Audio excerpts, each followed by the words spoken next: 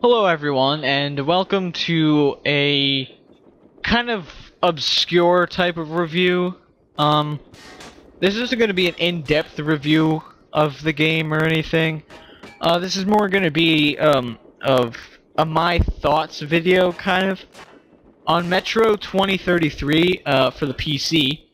I just beat this game yesterday, and, over the weekend when I was playing the game, I pretty much, played it like non-stop for like 5 hours each day. And then I took a break and did some other stuff. Maybe played some other games later. But I haven't really been engrossed in the game as much as I have in Metro 2033 in a while. And I really do think the narrative in this game is superb. And I know this game is based on a novel. And I actually plan on getting the novel now that I've beaten the game. Or at least play the game in general. But I've got a lot of books to go through first, so I probably won't get to it for a while. I'll probably be actually doing a playthrough of this game eventually. But maybe not for a while, just because, you know, I just played the game. What you're seeing on the screen is just some random gameplay from like the mid-game. I just recorded a little bit, you know, just in case I wanted to use it for something like this. But this game is really, really good, and even though this is going to be like an in-depth review, this is going to be like me talking about what I like about the game, what I don't like about the game, you know, how I feel about it now that I've beaten it. But like I said before, the narrative in this game is excellent. The way that they tell the story is just something that I haven't really seen in a lot of games recently. At least games that I've played. I know this game came out in 2010, and I just got it. I got it during this this summer sale this year on Steam, but I couldn't get it running. I had a graphical problem, and I just gave up on it. But then when the THQ Humble Bundle came out, I reinstalled it, and I gave it a shot. And I'm really glad I did, because this game is really good, and I'm kind of upset that I didn't play it until now, even though I've had it for this long. But I just got off on a tangent. But the narrative in this game is superb. Basically what they do is the game is kind of told from like an after-the-fact sort of perspective. Your character Artyom, during the cutscenes and intermissions, he like talks everything in past tense and kind of gives you some short foreshadowing into the level. Like he'll say, "But things went wrong." Like I got there safely, but then things went wrong. For example, this isn't like I'm not spoiling anything. I'm trying to keep it as vague as possible. But and then like you go through the level, and then like 20 minutes into the level, something goes wrong. So it's a kind of short foreshadowing. And I really do like that. I like the voice acting in this game is really good. So it kind of keeps you like engrossed into the atmosphere and the universe. I do like the stealth aspect of it, and it keeps the atmosphere really engrossing as well, because you can just sit back and listen to the conversations that the people are having, like the bandits and stuff, or the townsfolk as well, when you're wandering around towns, and you can just listen to them and get a real feel for the atmosphere and the universe and the way that the game is and what's going on in the game, and you know, all the events and stuff. But you know, even without all that, like say you just rush through the game, I think the narrative is still still really good, even if you just like play through the main points. Don't like go out of your way to explore anything. Just, you know, rush through, go to this, and that, and you just do what you need to do. I still think that the game can be enjoyed, but I think this game really shines when you just get into the universe of the game. And like I said before, I haven't really wanted to get into a universe as badly as like, you know, the non-stop, like I can't put the game down. I haven't gotten in that kind of way for a long time. I think the last game I actually did that to me was maybe Skyrim, and you know, that was only for like the early game of Skyrim. Skyrim really started to drown out around like maybe 10 to 20 hours in. But I still enjoyed the game after that, but I didn't really like get like super like this game is amazing and I can't stop playing it after that point. And Metro 2033 just kept me like that for the entire game. And the game took me around 8.5 hours to complete. So it's a really good length for a single player campaign. And you have to keep in mind this game does not have multiplayer. Or at least I don't think it does. I'm pretty sure it doesn't. But it doesn't really need multiplayer. If you're someone who wants multiplayer, then Metro 2033 probably wouldn't be for you. Because the way I see it, this game is very, very, very fixed on negative, or not negative, narrative. And it is based on a novel, of course. So, I mean, I'm not saying that multiplayer would be a detriment or anything. Like, it would be kind of neat to have it in there, but I'm glad that they just focused on the campaign and everything, and just, like, really made the campaign as good as possible and didn't take any assets off of the campaign to work on a multiplayer mode. The gameplay of this game is really, really good. When I played it, I went, like, more of a stealth kind of game.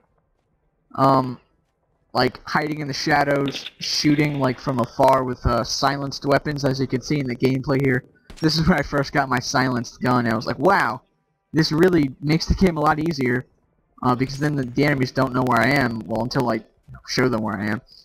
But you could do a run and gun style of this game, but it really isn't as rewarding as just sneaking around and like sniping the monsters or sniping the enemy soldiers, and stuff. I think that this game excels in a stealth environment, and I'm not really a stealth guy. Like when I play games, I usually like, moderately paced or like really fast paced. At least when I play shooters, and I didn't even think about playing this game like that, even though it's possible. You could, just run and gun. I didn't, that never came across to me that I could run and gun in this game. I just immediately wanted to, sneak around the shadows and, shoot people, and I think that's really, a really interesting thing that just made me want to do that immediately.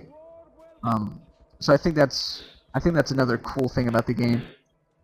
So the gameplay is, pretty much how you would want it to be. It's kind of like I hear the Deus Ex Human Revolution. I have never played a Deus Ex game, but when Human Revolution came out, a lot of people said that you could play it however you wanted to play it. And this game kind of, sounds like something that would be sort of similar. Again, I've never played those games, so I really don't know. I'm just going off of what I've heard. But later in the game, I did do some really fast-paced running around because there's a huge battle going on. And I didn't feel like dying constantly, taking it slow. So I did take my chances and run around, and it actually did excel in that kind of way. But I would say if you're really wanting to get into this game's universe and atmosphere, just definitely try to go stealth, just because the sounds of this, when you're not just running around and shooting everything, the sounds in this game are really superb. Like I said earlier, the voice acting is excellent, and the sound effects are amazing as well. Even walking around the footsteps are just so detailed. Even shooting guns, it pings off of the metal if you miss, and it echoes throughout the entire tunnel and metro system, and you can hear the echo, for several seconds, and when you hear the echo, the enemies, follow the echo, and then they can find you. It's really, really well designed. And another thing I noticed is when you, shoot something and an echo happens, and you pause the game, the echo, goes through the pause, and I think that's really cool. Another thing about the gameplay, you could carry 4 weapons, I think. You can carry a pistol, some knives. I would say 5. There are 5 slots. The knives you can carry multiples of, like a normal, knife. And then you can have, a throwing knife. And then you can have a revolver or, a pistol slot. And then there's a machine gun, assault rifle slot. And then there's a shotgun slot. And then there's a grenade slot. I find myself using the... Actually, now that I think about it, I find myself using a lot of the weapons very frequently and not, just sticking to one weapon and then saying, well, I'm just going to use this weapon the entire game. So the weapons are well balanced and varied, and it's really interesting. Like, again, it just suits the way you wanted to play. Like, oh, you want to use the shotguns? Well, that's cool. You can use shotguns. Oh, you want to use like assault rifles? You can use assault rifles and stuff. Like, granted, you're probably going to run out of ammo for them eventually, and then have to switch. But the ammo is plentiful enough that if you really want to focus on one weapon, you can. And that is going to segue into the shop and currency system of this game. The currency is built around pre-war like ammo, like military perfect shiny ammo that's like untouched and not unused since the nuclear war. And I don't think I've mentioned that. This is a post-apocalyptic game. That's kind of something odd to leave out. But the military grade rounds, I think it's a really neat currency system because you can use them in your weapons, but you could also use them in shops. So if you really needed to use like a weapon and you're out of ammo but all you had are like 12 military grade rounds, you could like weigh your options. Like, you could save them for when you get to the shop and then you can trade them in for surplus ammo, because there's an ammo exchange where you, like, one shiny military grade round can equal like 4 or 5 normal rounds. Or like you could just like buy like equipment and new guns with them. But like, it kind of weighs your options. It makes you think, like, do you want to use this gun for a little bit longer because it's your favorite gun and just use up like a few military rounds, or do you want to save them and, you know, in hopes that you can get to a shop soon? And I think it's a very cool aspect, and I'm really liking the way that they liked, I guess, since I already beat the game. But I really like the way that they you know, design that. I think it's a really cool system, and I really can't think of anything more to say about this. Of course, I played the PC version, and this is a really graphically demanding game.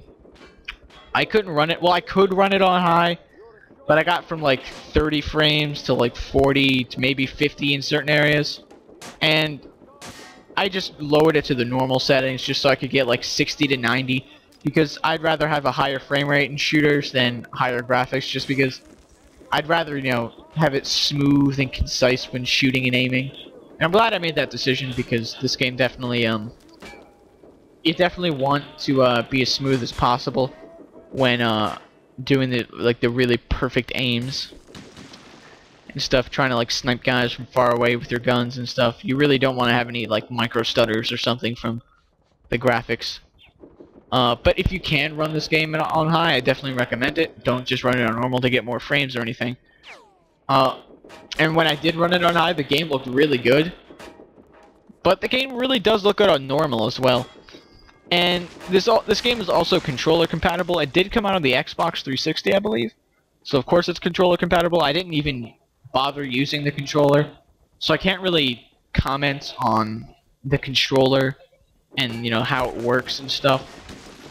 But the controls for the keyboard and mouse were really good. Everything was close to each other except for like maybe the journal. The journal was the M key, and everything else was like kind of scrunched up around WASD or WADs, whatever you want to call it. So that was kind of like a journey for the hand. In tight combat situations where you want to get to the journal to like check your compass or something, it was kind of a hassle. But other than that, the game controlled pretty well for a keyboard and mouse. And I'm really trying to fetch for other things to say about this. But Metro 2033 is a really good game, and it was such a good game that it made me want to talk about it in kind of like a stream of consciousness manner like I did here. I definitely recommend getting it. You can get it right now in the Humble THQ bundle for like $1. So I definitely recommend it.